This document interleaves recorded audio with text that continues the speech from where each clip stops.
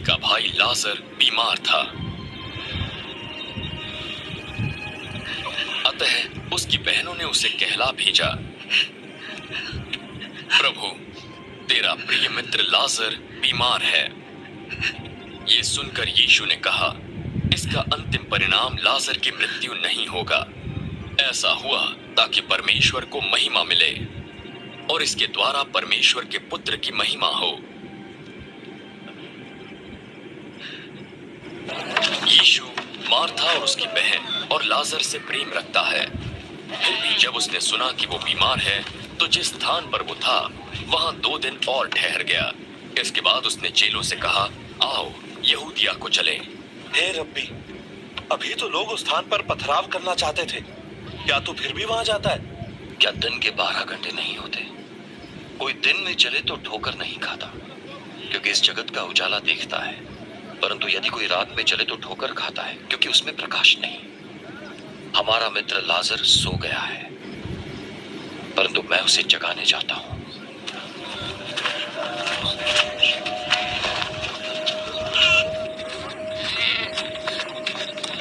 अगर वो सो गया है प्रभु, तो वो स्वस्थ हो जाएगा। यीशु ने उसकी मृत्यु के विषय में कहा था, पर वे समझे वो नींद में सो रहा है। तो यीशु ने साफ साफ कह दिया, लाजर मर गया और मैं तुम्हारे कारण आनंदित हूं कि मैं वहां न था, जिससे तुम विश्वास करो। चलो हम उसके पास चले। तब थोमा, जिसे जुड़वा कहते थे, साथी चेलों से बोला, चलो हम सब रब्बी के संग चलें, ताकि उसके साथ मर जाएं। वहां पहुंचने पर यीशु को ये मालूम हुआ कि लाजर को कब्र में रखे 4 दिन हो चुके हैं। बेतनिया यरूशलेम के समीप कोई 2 मील की दूरी पर था।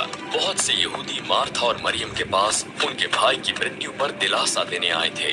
जब मार्था ने सुना कि यीशु आया है, तो वो उससे मिलने गई, परंतु मरियम घर में बैठी रही। यदि तू यहाँ होता है प्रभु, तो मेरा भाई कभी न मरता। और अब भी मैं जानती हूँ कि जो कुछ तू परमेश्वर से मांगेगा वो तुझे देगा। तेरा भाई फिर जी उठेगा। मैं जानती हूँ कि अंतिम दिन वो जी उठेगा। पुनरुत्थान और जीवन मैं ही हूँ। जो कोई मुझ पर विश्वास करता है, वो यदि मर भी जाए तो भी जिएगा। जो कोई जीवित है और मुझ पर विश्वास करता है, वो कभी न मरेगा। क्या तू विश्वास करती है?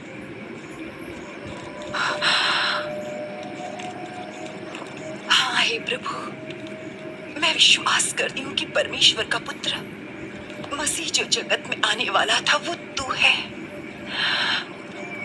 ये कहकर मार्था गई और अपनी बहन मरियम से चुपके से कहा,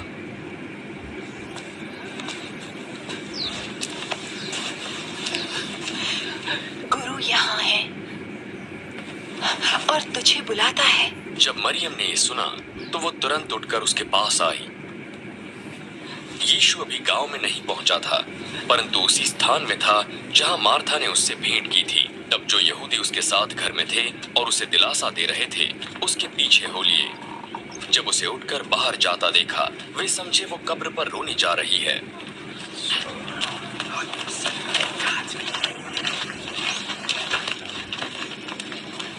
जब मरियम यीशु के पास पहुंची, तो उसे देखते ही उसके पांव पर गिर पड़ी।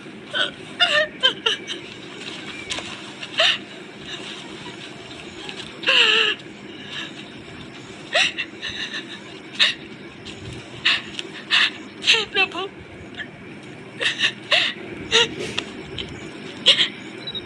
यदि तू यहाँ होता तो मेरा भाई कभी न मरता। जब यीशु ने उसको और उन यहूदियों को जो उसके साथ थे रोते हुए देखा,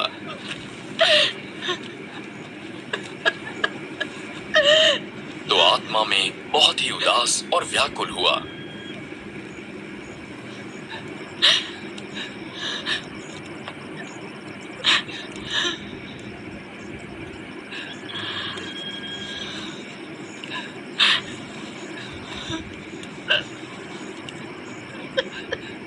तुमने उसे कहाँ दफन किया है?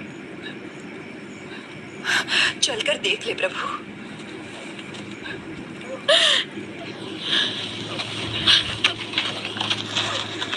यीशु रोया।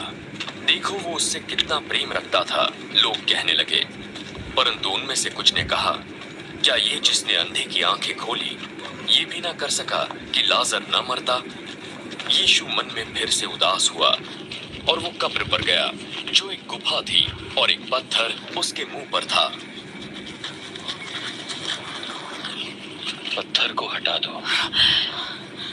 हे प्रभु, उसमें से दुर्गंध आती होगी। उसे दफनाए 4 दिन हो चुके हैं। क्या मैंने तुझसे न कहा था कि विश्वास करेगी तो परमेश्वर की महिमा देखेगी?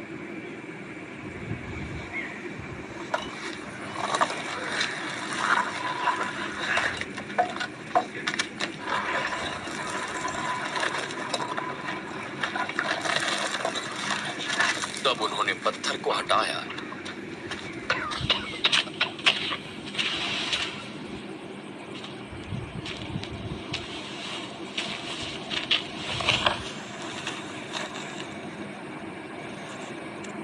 यीशु ने आंखें ऊपर उठाई।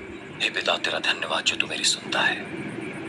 मैं जानता हूं कि तू सदा मेरी सुनता है, परंतु उनके कारण मैंने ये कहा जो यहां खड़े हैं, जिससे वे विश्वास करें कि तूने ही मुझे भेजा है।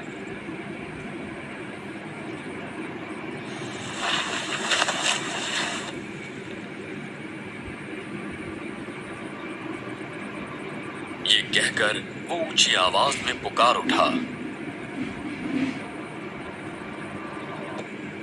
लाजर, बाहर आ जा।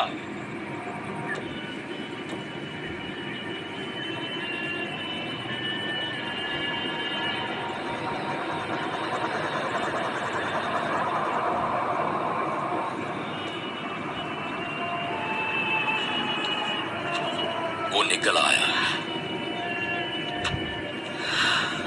उसके हाथ पांव कफन में लिपटे हुए थे और मुंह अंगोछे से लिपटा हुआ था।